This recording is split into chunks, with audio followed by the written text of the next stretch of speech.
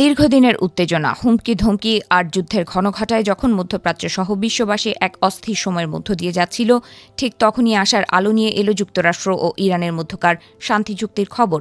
দুই চিরপ্রতিদ্বন্দ্বী দেশের এই ঐতিহাসিক সমঝোতার খবরে বিশ্বজুড়ে তৈরি হয়েছে এক নতুন আলোচনার আবহ।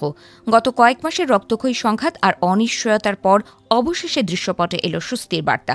দীর্ঘদিনের বৈরিতার দেয়াল ভেঙে দুই দেশ একটি শান্তি চুক্তির খসড়ায় একমত হয়েছে বলে আন্তর্জাতিক গণমাধ্যমের খবরে নিশ্চিত করা হয়েছে।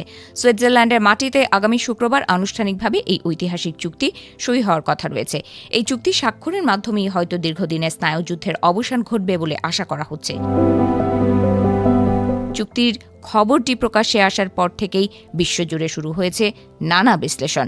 ডোনাল্ড ট্রাম্পের সাম্প্রতিক মন্তব্যেও এই চুক্তির গুরুত্ব ফুটে উঠেছে।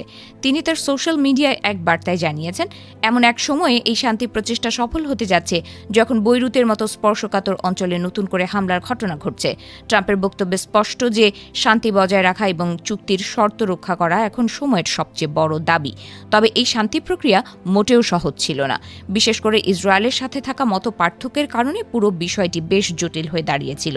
লেবাননে ইসরায়েলি সামরিক অভিযান কমানোর মার্কিন চাপের মুখে দাঁড়িয়ে নেতানিয়াহু প্রশাসনের সাথে ট্রাম্পের যে বিরোধ তৈরি হয়েছে তা মধ্যপ্রাচ্যের রাজনীতির জটিলতাকে আরও প্রকট করেছে। একদিকে শান্তি চুক্তি, অন্যদিকে আঞ্চলিক যুদ্ধের টানাপোড়েন, সব মিলিয়ে পরিস্থিতি এখন বেশ রোমাঞ্চকর। চুক্তির খসড়া নিয়ে যতটুকু জানা গেছে তা অর্থনৈতিকভাবেও বেশ তাৎপর্যপূর্ণ। মার্কিন যুক্তরাষ্ট্র ইরানে আটকে রাখা প্রায় $25 বিলিয়ন সম্পদ মুক্ত করতে সম্মত হয়েছে। বিনিময়ে ইরান পারমাণবিক অস্ত্র তৈরি না করার প্রতিশ্রুতি দিয়েছে এবং তাদের পারমাণবিক কার্যক্রমের ওপর কঠোর নিয়ন্ত্রণ মেনে নিতে রাজি হয়েছে।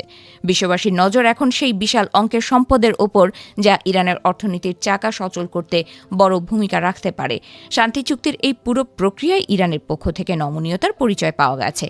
পারমাণবিক কর্মসূচি নিয়ে আগামী 60 দিনের আলোচনার জন্য সময় রাখা হয়েছে। এই সময়সীমার মধ্যে ইরান ইউরেনিয়াম সমৃদ্ধকরণ বা তাদের পারমাণবিক স্থাপনা সম্প্রসারণ না করার ব্যাপারে সম্মত হয়েছে। মূলত এটি ইরান ও যুক্তরাষ্ট্রের মধ্যে দীর্ঘদিনের অবিশ্বাসের বরফ গলানোর এক চূড়ান্ত চেষ্টা হিসেবেই দেখছেন বিশ্লেষকরা। এই চুক্তি কেবল দুই দেশের বিষয় নয়, বরং হরমুজ প্রণালীর মতো গুরুত্বপূর্ণ নৌপথ খুলে দেওয়ার বিষয়টিও এতে অন্তর্নিহিত রয়েছে। মার্কিন অবরোধ প্রত্যাহারের বিষয়টি নিশ্চিত হলে মধ্যপ্রাচ্যের তেল সরবরাহের বাজারে এক বিশাল ভারসাম্য ফিরে আসবে বলে ধারণা করা হচ্ছে। বিশ্ব অর্থনীতির স্থিতিশীলতার জন্য এই চুক্তির সফল বাস্তবায়ন এখন সবচেয়ে বড় চ্যালেঞ্জ হয়ে দাঁড়িয়েছে।